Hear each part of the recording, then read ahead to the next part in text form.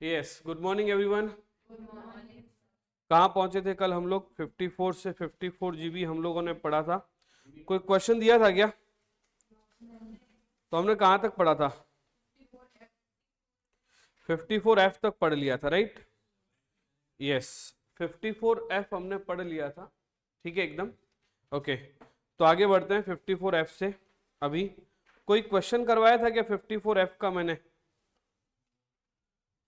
54F का हमने question किया था क्या? ओके, तो बस एक बार मैं रिकॉल कर देता हूं। हमने पिछले लेक्चर्स में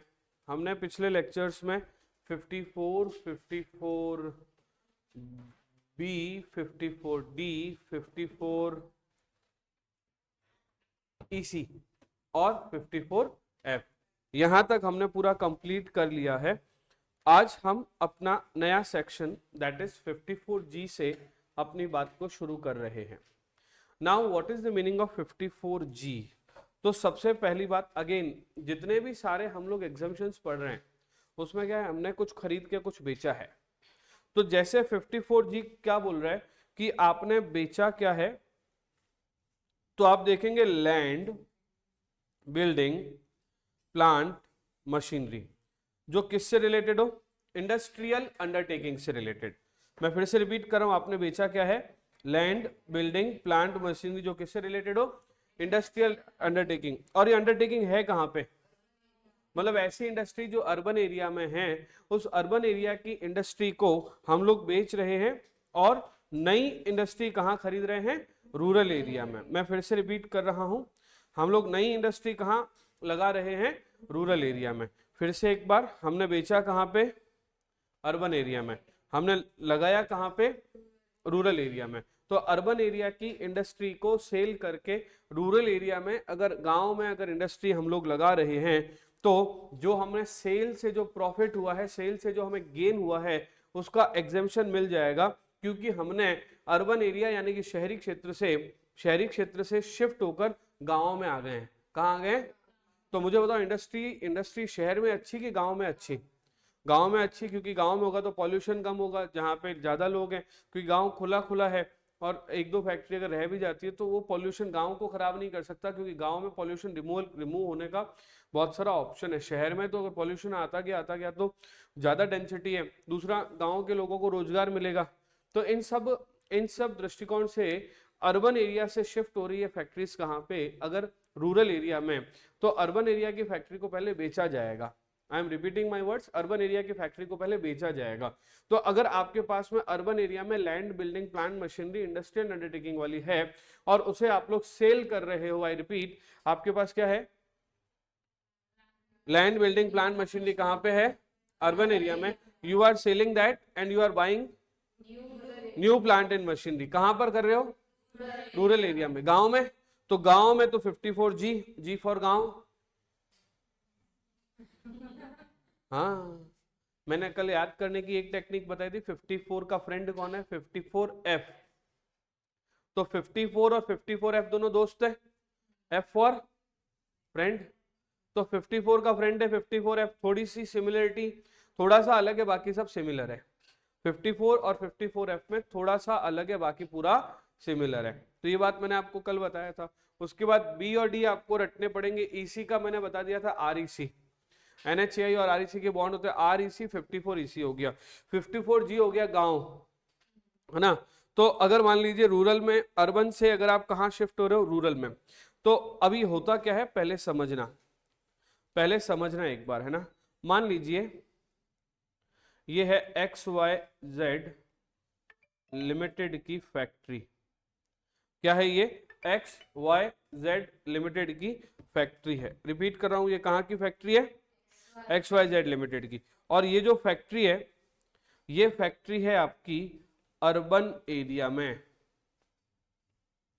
और आपने इस फैक्ट्री के अंदर जो भी सब चीजें हैं वो 1 करोड़ रुपए की है। ठीक है, आपके पास में इसमें 1 करोड़ रुपए की एसेट है। मैं रिपीट कर रहा हूं, आपके पास क्या है? 1 करोड़ रुपए की एसेट है। इस 1 करोड़ रुपए की एसेट को आप लोग सेल कर रहे हो। मैं रिपीट कर रहा हूं, आप 1 करोड़ की एसेट को क्या कर रहे हो, सेल कर रहे हो, और सेल कर रहे हो आप 2 करोड़ में, ठीक है। तो मुझे बताओ गेन हुआ कि आज भी मान लीजिए इंडेक्सेशन वगैरह कर करा के 1 करोड़ रुपए आ गए परचेस के, तो आपने सेल कितने में किया, बाहर निकल जाओ सब, सेल कितने में किया, 2 करोड़, परचेस कितने में किया था, 1 करोड़, तो 2 करोड़ में से 1 करोड़ गए, बचा कितना, तो आपका गेन कितना हो गया, 1 करोड़। अभी ये गेन टैक्सेबल होगा या नहीं होगा, होना ही चाहिए टैक्सेबल, क्योंकि आपने जो बेचा है आपकी एसेट है, एसेट को सेल करने से जो भी गेन आता है वो कैपिटल गेन में जाता है। अब क्वेश्चन अराइज होता है कि मान लीजिए ये आपने जो पैसा कमाया है अर्बन एरिया की फैक्ट्री की लैंड, बिल्डिंग, प्लांट, मशीनरी बेचकर, और उससे जो दिव्या आपको 2 करोड़ रुपए मिले हैं, जो आपको कितने रुपए मिले, 2 करोड़, इस 2 करोड़ से अगर आप रूरल एरिया में फिर से plant, machinery, furniture, plant, machinery, land, building purchase कर रहे हो, plant, machinery, land, building purchase कर रहे हो, तो जितना पैसा आपने परचेज में लगाया है वो, या फिर जो आपका कैपिटल गेन है वो, इन दोनों में से जो लेस होगा उसको मिल जाएगा आपको एग्जेम्पशन। तो फिर से एक बार इस पूरे सेक्शन को मैं समराइज करके बताता हूँ। 54G कहता है कि आपको सेल करना है land, building, plant, machinery in industrial undertaking, आपको परचेस करना है land, building, plant, machinery of industrial undertaking in rural area, आपको परचेस करना है -1 और +3 ईयर में। I am repeating my word, आपको परचेस करना है -1 और +3 ईयर में। अगर आपने कर लिया तो जितने रुपए आपका इन्वेस्टमेंट है और जो आपने कैपिटल गेन कमाया है, उन दोनों में से जो कम होगा उसका क्या मिलेगा, एग्जेम्पशन मिलेगा। बोलो यस सर कि नो सर। बढ़ते हैं आगे, आ जाइए 54G में। आपने टेबल बना ली अपने पास में, सबने बना ली टेबल, ओके। तो 54G में भरना शुरू कर दो टेबल को फास्ट फास्ट से, अगर आपकी टेबल बनी हुई है तो। सबसे पहले किसके ऊपर एप्लीकेबल होगा, टू इंडिविजुअल, HUF, एनी, मतलब सबके ऊपर एप्लीकेबल होगा, यस और no, it will be applicable on everyone, सबके ऊपर एप्लीकेबल होगा, ठीक है। बेचना क्या है, सेल वाले में लिखो land, building, plant, machinery, sale वाले में लिखो लैंड, बिल्डिंग, प्लांट, मशीनरी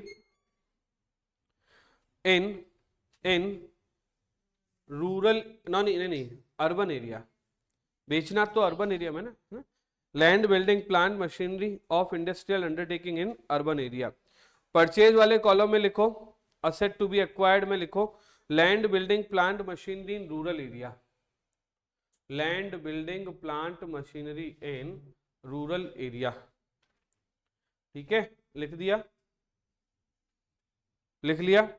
लेकिन टाइमिंग कितने टाइम में परचेज करना है, -1 और +3, -1 और +3 का मतलब समझना काव्य, जैसे आपने अर्बन एरिया वाली लैंड, बिल्डिंग, प्लांट, मशीनरी बेची है इस साल, और रूरल एरिया में आपने पिछले साल ही खरीद ली थी, तो हो गया -1, और +3 का मतलब अगले 3 साल में भी अगर खरीदते हो तो हो गया +3।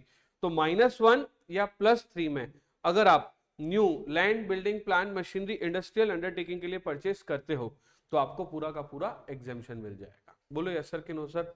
अब एग्जेम्पशन कितना मिलेगा, अगेन इन्वेस्टमेंट और capital gain which ever is less, और लॉक इन पीरियड कितना है, इसमें भी 3 साल का लॉक इन पीरियड, क्लियर है।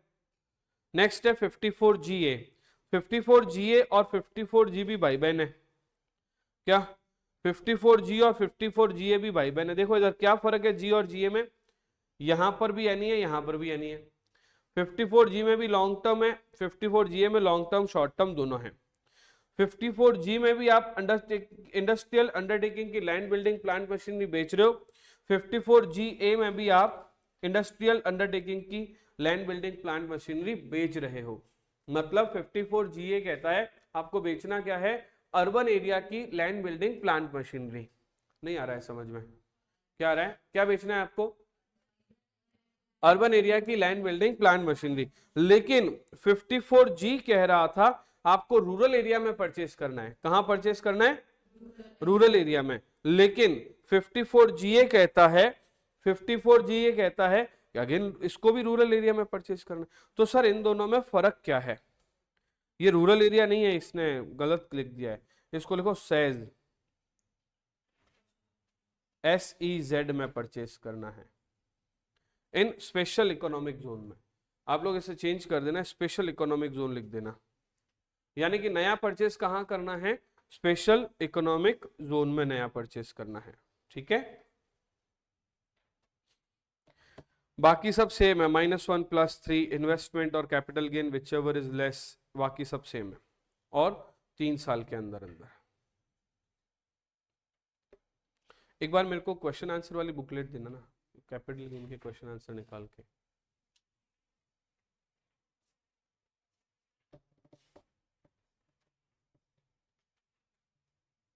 Good morning.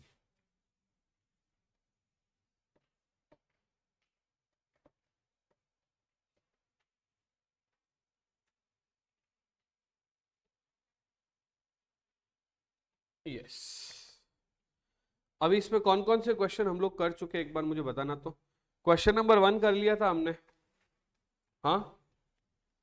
2 कर लिया था, 2। 3 कर लिया था, हाँ। 3 नहीं किया था ना।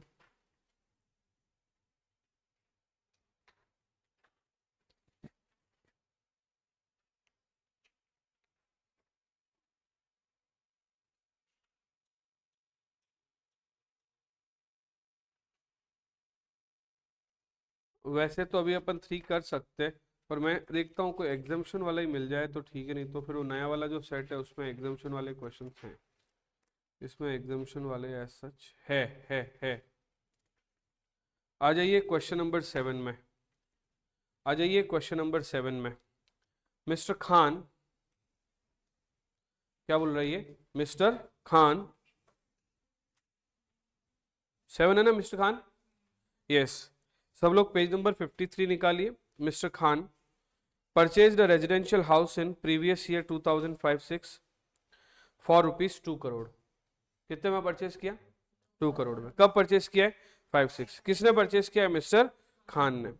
The house property sold for ₹10 crore. खरीदा था 2 करोड़ में, बेच कितने में रहे, 10 करोड़ में, ठीक है। The capital gain is invested in 2 residential house property worth ₹4 crore each. Can he claim the benefit of, can he claim the benefit of 2 residential house property worth ₹4 crore? Can he claim 54 in respect of both the houses? Yes, very good. This is a very good question. आप लोग फटाफट से करना शुरू कर दो इसको। पहले तो आप नॉर्मली करना शुरू करो, नॉर्मली क्वेश्चन तो करो ना, sale consideration, cost of acquisition, वो तो करोगे ना। एग्जाम्शन वाली बात मैं अभी आपको बताता हूँ।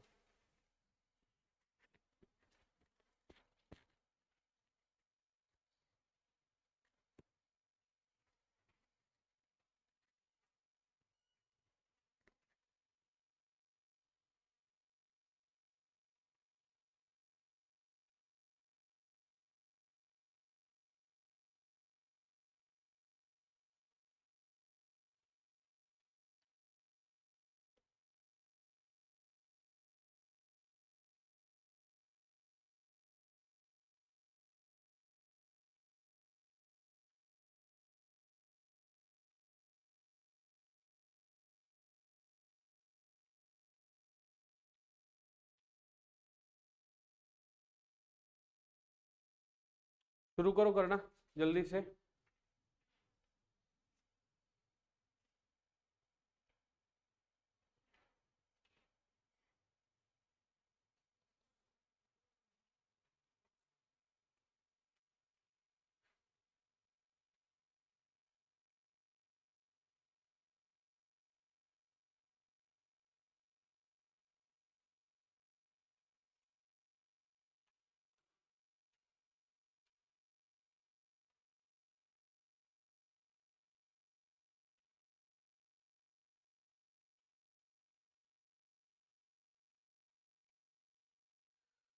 लिख लिया, क्वेश्चन किया आप लोगों ने, कैसे किया मैं बता देता हूं अभी, ठीक है।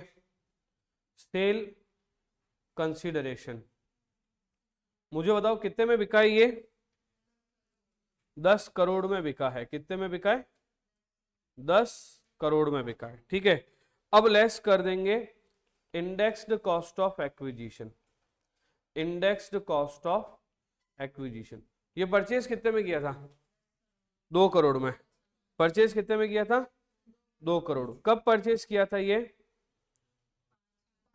5/6 का इंडेक्स नंबर चेक करो, 117। बेचा कब है? 2023-24 में। 23-24 का इंडेक्स नंबर क्या हो गया? 348। तो ये आ गया 5,95,000, 5 करोड़।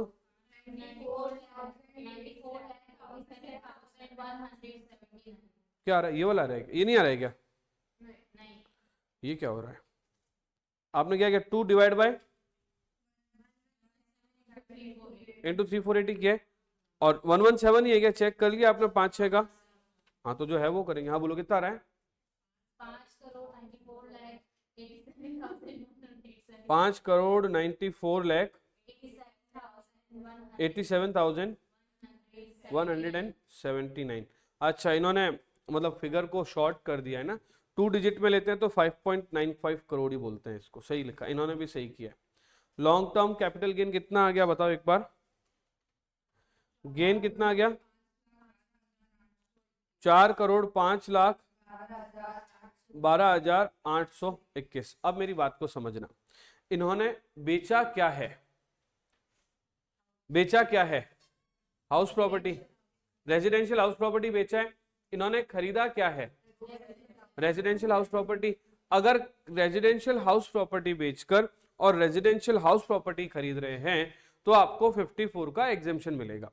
पहले क्या होता था? ऐसा लिखा होता सिंगल हाउस प्रॉपर्टी खरीदना है, मतलब एक ही हाउस। नौनी का सुनना बेटा, पहले ऐसा होता था एक ही रेजिडेंशियल हाउस प्रॉपर्टी का एग्जेम्पशन मिलेगा, लेकिन आफ्टरवर्ड्स एक नोटिफिकेशन आया और इन्होंने कहा कि जो रेजिडेंशियल हाउस प्रॉपर्टी है उसका 2 का डिडक्शन मिलेगा, लेकिन उसमें एक और क्लॉज डाल दिया, बट दोनों का मिला के जो मैक्सिमम डिडक्शन है वो 2 करोड़ का मिलेगा। Are you getting my point? मतलब जो एग्जेम्पशन है वो 1 का मिलेगा कि 2 का? 2 का। लेकिन 2 का जो मैक्सिमम डिडक्शन है वो कितना मिलेगा? 2 करोड़ रुपए का मिलेगा। अब इस क्वेश्चन में इसने लिखा है कि इसने 2 मकान खरीदे, 2 मकान में पैसे कितने इन्वेस्ट कर दिए? 8 करोड़। 8 है ना, 4 करोड़ ईच है, 4 करोड़ ईच है ना, तो 4 करोड़ ईच के हिसाब से 2 मकानों के कितने रुपए हो गए? 8 करोड़। तो इनको एग्जेम्पशन कितने का मिलना चाहिए? अरे एग्जेम्पशन मिलना कितना चाहिए? 8 करोड़, बट मैक्सिमम कितना है? 2। और वैसे भी यहाँ पे तो 4 करोड़ 5 लाख ही है, और वैसे भी 2 करोड़ से ज्यादा का मिलता नहीं है, तो किसी एक मकान का दे दो। एक मकान कितने का खरीदा है? 4 करोड़ का, तो बस एग्जेम्पशन मिल जाएगा 4 करोड़ का। एग्जेम्पशन कितना मिल जाएगा? 4 करोड़ का, है ना? लेस कर दो, फिर से बताऊं एक बार? 1 मिनट बताता हूं, एक बार लिख दूं फिर बताता हूं ना। तो भी तो 4 करोड़ 5 लाख का पूरा मिल जाता ऐसा। तो 5,12,821। इसने कुछ मिस्टेक कर रखी है ना आंसर में, इसने क्लरिकल मिस्टेक कर रखी है, ठीक है? मैं लिखवा रहा हूं अभी, ऐसा मैंने लिखा हुआ नहीं, इसीलिए तो क्वेश्चन करा के लिखवा रहा हूं अभी। हाँ यस, एक बार एक क्वेश्चन कर लो फिर नोट लिखवा देता हूं मैं। हाँ बोलो ना, पहले इधर ध्यान दे दो एक बार। ये क्या बोल रहा है, पहले मैं आपको कॉन्सेप्ट समझा देता हूं जो अभी आपने डाउट पूछा कि सर सेक्शन 54 में आपको एग्जेम्पशन कब मिलता है?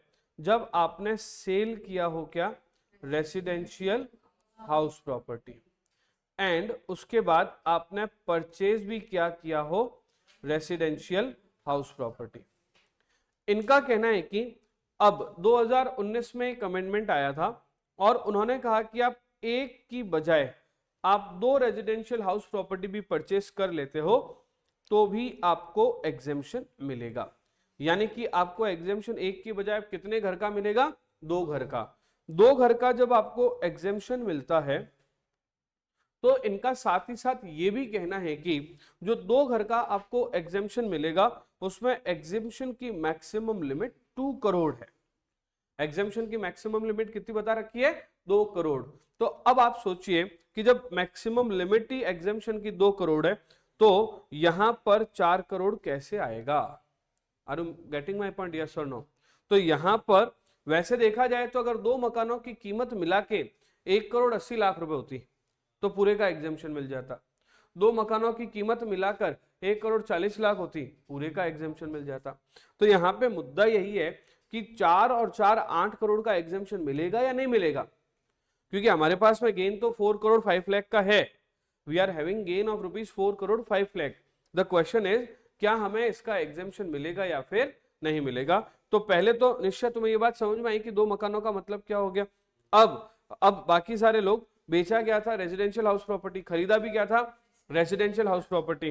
तो एग्जेम्पशन अंडर सेक्शन क्या होता है 54, एग्जेम्पशन अंडर सेक्शन क्या होता है 54। तो 54 में मैक्सिमम जो लिमिट दे रखी है वो कितनी दे रखी है 2 करोड़ की। तो यहाँ पे अपना क्वेश्चन है कि 4 करोड़ का एग्जेम्पशन मिलना चाहिए या फिर 2 करोड़ का।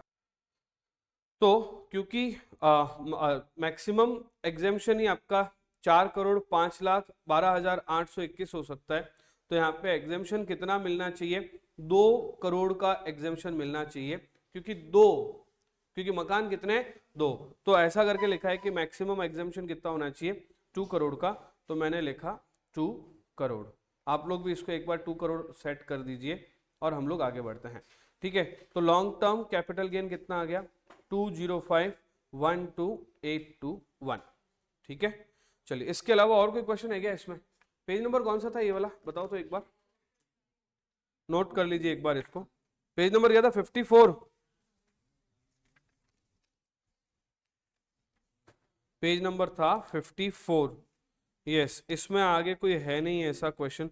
हमने 6 किया था क्या, 6 तो वैसे भी अलग टाइप का है, तो टैक्स से रिलेटेड अभी जो पॉइंट्स कराऊंगा उसका है। 5 किया था 5, 1 to 4 किया था, 3 में आ जाओ फिर, है ना। तो या तो मैं इसके क्वेश्चन इस चैप्टर के जो क्वेश्चन है वो एक बार जो आपको और सेट दे रहा हूँ वो सेट देखने के बाद ही मैं करवा देता हूँ। अभी इस चैप्टर को बेसिक में ही कंप्लीट कर देते हैं पहले, है ना। अब आ जाओ आप लोग 54GB में, लास्ट टॉपिक आज का मतलब ये इस एग्जेम्पशन का।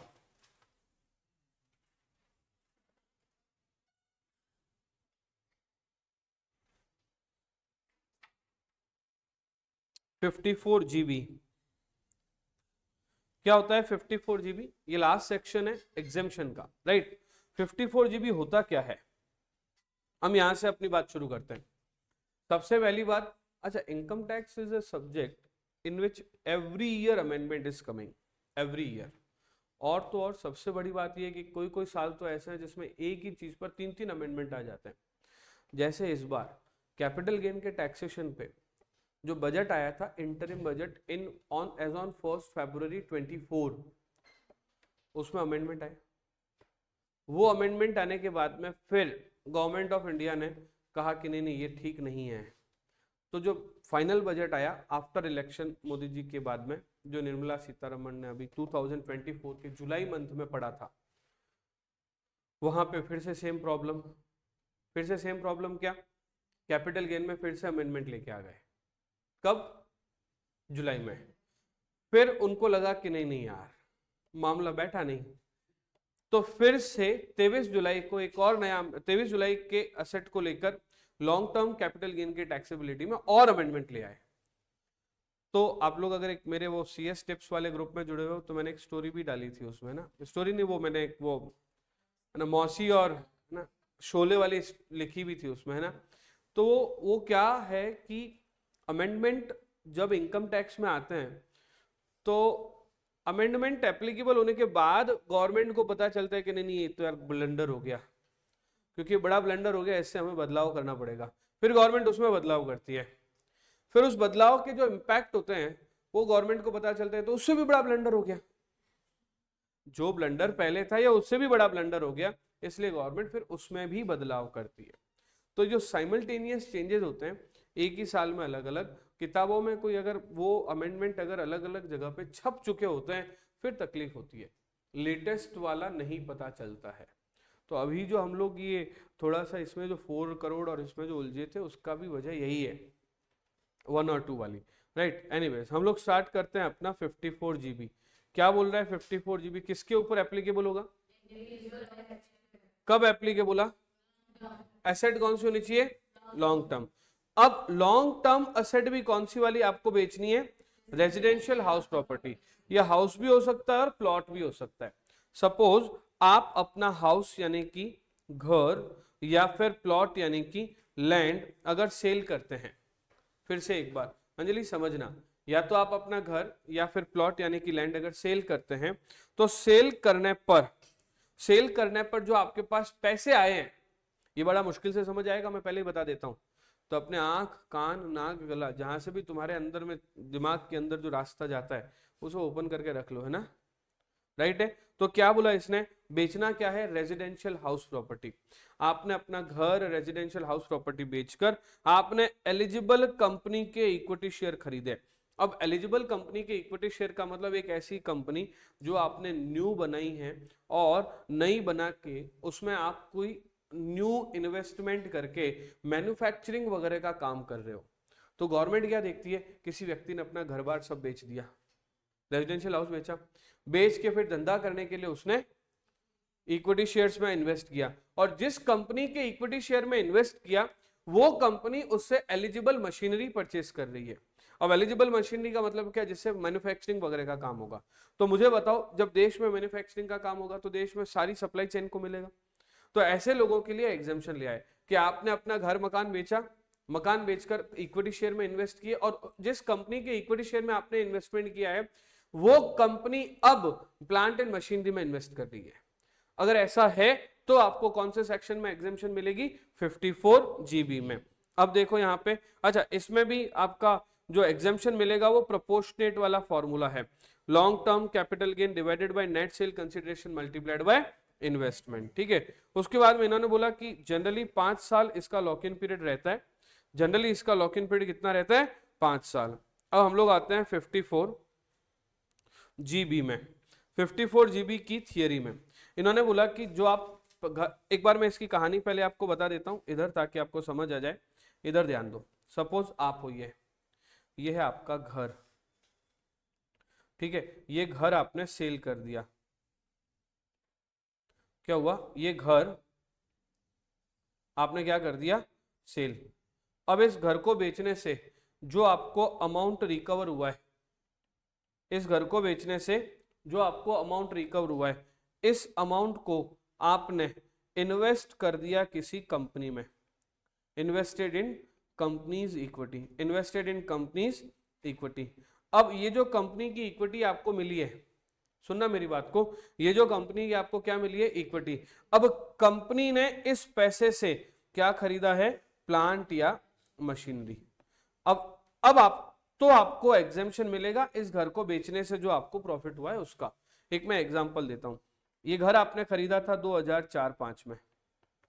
कब खरीदा था, परचेस कब किया था आपने ये वाला घर, 2004-05 में। कितने में परचेस किया था, 5 लाख रुपीज में। आप सेल कर रहे हो इसी घर को 2023-24 में 50 लाख में।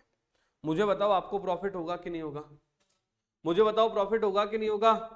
तो जो प्रॉफिट आपको हो रहा है उसे हम लोग प्रॉफिट या गेन कहेंगे।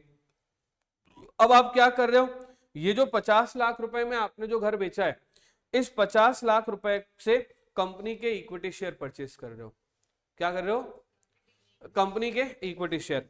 अब कंपनी उस 50 लाख रुपए, कंपनी को 50 लाख आ गए क्योंकि आपने क्या किया है, शेयर परचेस किए, तो कंपनी को पैसे मिलेंगे ना। कंपनी इससे eligible plant and machinery purchase कर रही है, और ये प्लांट एंड मशीनरी कहीं ना कहीं मैन्युफैक्चरिंग में काम आने वाली है। कहां काम आने वाली है, मैन्युफैक्चरिंग में। तो ऐसी कंडीशन में आपको क्या मिलेगा, एग्जेम्पशन। क्या मिलेगा आपको, एग्जेम्पशन। एग्जेम्पशन कैसे मिलेगा, आपने घर बेचा कितने में, घर बेचा कितने में, 50 लाख में। घर खरीदा कितने में था, तो 50 लाख माइनस कर देंगे 5 लाख का इंडेक्सेशन, तो आ जाएगा आपका लॉन्ग टर्म कैपिटल गेन। बोलो आया ना। जैसे आपका जो लॉन्ग टर्म कैपिटल गेन आया, उस लॉन्ग टर्म कैपिटल गेन में से जितना आपने इन्वेस्टमेंट किया है उसका प्रोपोर्शनेट आपको एग्जेम्पशन मिल जाएगा।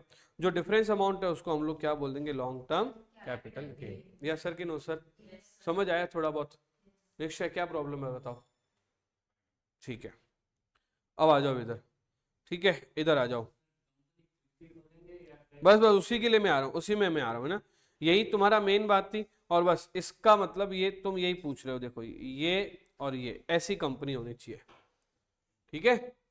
जो तुम पूछ रहे थे कंपनी कैसी होनी चाहिए, तो company small and medium enterprise होनी चाहिए, छोटी कंपनी होनी चाहिए, हमारी ही कंपनी होनी चाहिए, और वो कंपनी जिसमें हमारे खुद के 50% से ज्यादा होल्डिंग हो। मतलब ऐसा समझो कि मैं अपना घर बेचकर कंपनी में पैसे इन्वेस्ट कर रहा हूं जिसका 50% मालिक मैं खुद हूं, तो इसका मतलब कंपनी का ओनर मैं ही हो गया ना, because I am having more than 50% of share. अगर ऐसा है तो मुझे एग्जेम्पशन मिलेगा। आई बात समझ में? इधर ऐसा है तो मुझे एग्जेम्पशन मिलेगा, पानी की बोतल भी ले आना ना, अदरवाइज मुझे एग्जेम्पशन नहीं मिलेगा। यस कि नो? हम सेक्शन कौन सा पढ़ रहे थे? एक बार 54 जीबी की थियरी पढ़ लेते हैं। आप जो कंपनी जो प्लांट एंड मशीनरी खरीद रही है वो 1 साल के अंदर अंदर खरीदने हैं। कितने टाइम में खरीदने? 1 साल के अंदर अंदर। न्यू प्लांट एंड मशीनरी का मतलब होता है first hand plant and machinery. मतलब आपको जो प्लांट एंड मशीनरी खरीदनी है वो नई प्लांट एंड मशीनरी होनी चाहिए। कैसी होनी चाहिए? कौन खरीद रहा है? आप खरीद रहे हो कि कंपनी खरीद रही है? अरे क्या कर रहे हो, आप खरीद रहे हो कंपनी? कंपनी तो खरीदेंगे नहीं है। अरे भाई नहीं नहीं, कंपनी खरीदेगी। कैसे? हमने कंपनी में पैसे लगा दिए, पैसे किसके पास है अभी? तो कंपनी खरीद रही है। क्या प्लांट एंड मशीनरी कैसी होनी चाहिए? First hand. कितने टाइम में खरीदनी है? अगर कंपनी ने प्लांट एंड मशीनरी खरीद ली 1 साल के अंदर अंदर तो हमें एग्जेम्पशन मिलेगा। बोलो यस सर कि नो सर? Yes sir. उसके बाद कंपनी किसका काम कर रही है? Business of manufacturing. Company incorporate कब हुई है? जिस साल कैपिटल गेन अराइज हुआ है। मतलब ऐसा समझो, आपने जब मकान बेचा, आपके पैसे आए, तो आपने एक कंपनी खोल के धंधा शुरू कर दिया मैन्युफैक्चरिंग का। तो मकान को बेचने से जो बेनिफिट हुआ है वो बेनिफिट आपका टैक्सेबल नहीं होगा। इसका अगर शॉर्ट में मतलब समझें तो इसका शॉर्ट में कुछ इस तरह का मतलब है कि अगर आप अपना घर बेच रहे हो, घर बेचकर उससे प्रॉफिट कमा रहे हो, वो प्रॉफिट वैसे टैक्सेबल होना चाहिए कि नहीं होना चाहिए? होना चाहिए। लेकिन नहीं होगा अगर आपने इसी घर के से आए हुए पैसों को किसी कंपनी में इन्वेस्ट कर दिया। वो कंपनी आपकी खुद की है, आपने एक नई कंपनी बनाई, उस कंपनी में कैपिटल इंट्रोड्यूस करी, 50% से ज्यादा पैसा आपका है, बाकी भले किसी और को ले लिया हो, और अब आप उसी पैसे से प्लांट और मशीनरी खरीद रहे हो, तो जो आपने घर बेचा था उससे जो गेन हुआ था वो एग्जेम्प्ट हो जाएगा। बोलो यस सर कि नो सर? Yes sir. अभी कंपनी बड़ी कंपनी नहीं होनी चाहिए, कंपनी एमएसएमई होनी चाहिए जिसकी कैपिटल 25 करोड़, जिसका इन्वेस्टमेंट 25 लाख से ज्यादा बट 10 करोड़ से कम होना चाहिए। यस और नो? ये था आपका 54 GB। अब आपको एक बार पूरी की पूरी टेबल बनानी है, पूरी की पूरी टेबल रीड आउट करनी है, और चाहे आप लोग फेस टू फेस वाले बच्चे हो या फिर आप लोग ऑनलाइन वाले स्टूडेंट हो, आपको जिस दिन आपने टेबल बनाई उसी दिन अगर आपको इसमें कोई भी तरह का इश्यू आ रहा है तो you may ask directly with the WhatsApp, right? आप मुझे व्हाट्सएप करके डायरेक्टली इसको पूछ सकते हो। तो अभी के लेक्चर में मैंने आपको सिर्फ कैपिटल गेन के एग्जाम्पशंस तक कंप्लीट कराएं। नेक्स्ट लेक्चर में मैं आप लोगों को tax rates under capital gain और टैक्स लाइबिलिटी और कुछ क्वेश्चंस अपने हाथ से करवा के और मैं करवाऊंगा। Now what is I am trying to explain is I request to each and every student to see 2 or 3 lecture in a day. आप लोगों की स्पीड बहुत कम है, आप मुझसे बहुत पीछे चल रहे हैं, तो आप क्योंकि हमारा टारगेट दिसंबर अटेम्प्ट है, because we are targeting December attempt, और आप अगर इस तरह से स्लो लेक्चर्स देखोगे तो फिर आपका कोर्स टाइमली कंप्लीट नहीं होगा। तो फिर जो हम लोग मैराथन वगैरह के जो नाटक करेंगे उसमें आप जो है वो अटेंड ही नहीं कर पाओगे, आपको समझ ही नहीं आएगा कि हो क्या रहा है। तो you have to be very cautious for the speed purpose, right? तो for this lecture I am just concluding this lecture, and we will take tax liability in next lecture. Thank you.